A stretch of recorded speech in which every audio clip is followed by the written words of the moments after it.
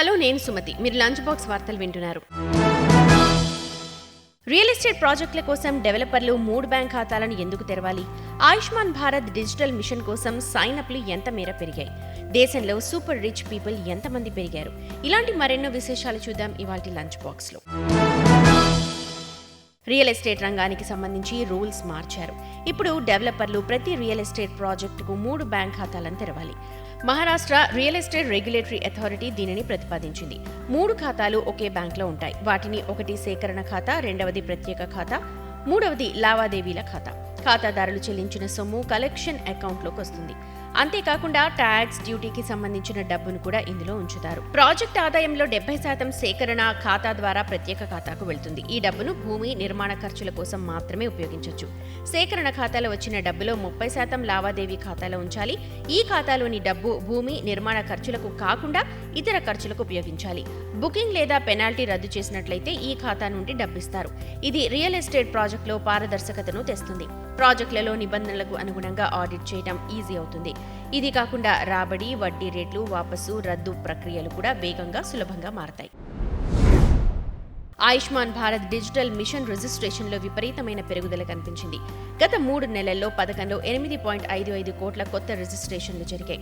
ప్రారంభించిన తర్వాత తొలిసారిగా ఏ త్రైమాసికంలో చూసినా ఇది రికార్డ్ నెంబర్ అని చెప్పాలి.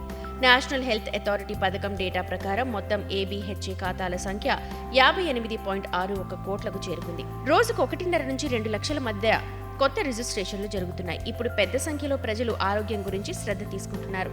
డిజిటల్ ఫార్మాట్లో రికార్డులను సురక్షితంగా నిర్వహించడానికి ఏబీహెచ్ఏ యాప్ని ఉపయోగించండి. భారతదేశం ఆర్థికంగా వేగంగా ప్రగతి చెందుతోంది. దేశంలో సూపర్ రిచ్ వ్యక్తుల సంఖ్య కూడా వేగంగా పెరుగుతోంది. గత 5 ఏళ్లలో అన్అకౌంటెడ్ వెల్త్ కలిగిన సంపన్నుల సంఖ్య 75% పైగా పెరిగింది. భారతదేశంలో అలాంటి వారి సంఖ్య 216 నుంచి 1319కి పెరిగింది. వీరి నికర ఆస్తుల విలువ 1000 కోట్లకు పైగా ఉంది. హురిన్ ఇండియా రిచ్ లిస్ట్ ప్రకారం ఈ సూపర్ రిచ్ పీపుల్ క్లబ్ లో 278 మంది కొత్త వ్యక్తులు చేరారు. భారతదేశంలో 1000 కోట్లకు పైగా సంపద ఉన్న వారి సంఖ్య 1300 దాటడం ఇదే తొలిసారి. దేశంలో ఉద్యోగాల సంఖ్య నిరంతరం పెరుగుతోంది. ఈపీఎఫ్ఓ గణాంకాలే దీనికి సాక్ష్యం. ఆదివారం విడుదల చేసిన ఈపీఎఫ్ఓ డేటా ప్రకారం రిటైర్మెంట్ ఫండ్ మేనేజ్మెంట్ ఆర్గనైజేషన్ అయిన ఈపీఎఫ్ఓ జనవరి 2024లో మొత్తం 16.20 లక్షల మంది సభ్యులను చేర్చుకుంది. 2024 జనవరిలో తొలిసారిగా దాదాపు 8.08 లక్షల మంది కొత్త సభ్యులు ఈపీఎఫ్ఓలో చేరారు. అందులో 2.05 లక్షల మంది మహిళలు ఉన్నారని కార్మిక మంత్రిత్వ శాఖ వెల్లడించింది. ఈపీఎఫ్ఓ పెరోల్ డేటా ప్రకారం కొత్త సభ్యుల్లో ఎక్కువ మంది 18 నుంచి 25 సంవత్సరాల వయసు గలవారు. జనవరి 2024లో ఎంటర్ అయిన మొత్తం కొత్త సభ్యుల్లో వీరి సంఖ్య 56.41%. వర్క్ ఫోర్స్ లో చేరిన ఉద్యోగుల్లో ఎక్కువ మంది యువకులేనని దీన్ని బట్టి తెలుస్తోంది. పేటీఎం మాతృ సంస్థ 197 కమ్యూనికేషన్స్ లిమిటెడ్ వివిధ వ్యాపార విభాగాల్లోని 20% నుంచి 25% మంది ఉద్యోగులను తొలగించేందుకు సిద్ధమవుతోందని పేర్కొన్న అన్ని మీడియా నివేదికలను ఖండించింది. పునర్నిర్మాణం, పనితీరు ఆధారిత సర్దుబాట్లు తప్పుగా తొలగింపులుగా పరిగణిస్తున్నారని కంపెనీ స్పష్టం చేసింది. పేటీఎం దాని శ్రామిక శక్తి విషయంలో రాజీ పడకుండా వృద్ధి, ఆపరేషన్ సామర్థ్యానికి అంకితమైంది. వార్షిక పనితీరు సమీక్షలో భాగంగా పేటీఎం వివిధ విభాగాల్లో తొలగింపులు చేయబోతోందని వారం రోజుల క్రితం పలు మీడియా నివేదికలు పేర్కొన్నాయి. ఇది కాకుండా పేటీఎం ఏఐ పవర్డ్ ఆటోమేషన్ కోసం ఎక్సర్సైజ్ చేస్తోంది. దీనివల్ల ఉద్యోగాల్లోనూ కోతపడే అవకాశం ఉంది. అయితే కంపెనీ ఈ విషయాన్ని కొట్టిపారేసింది. భారతదేశ జీడీపీ వృద్ధి రేటు వేగంగా ఉంటుందని అంచనా. జీడీపీపై రేటింగ్ ఏజెన్సీ S&P డేటా నుండి పాజిటివ్ మెసేజ్ వచ్చింది.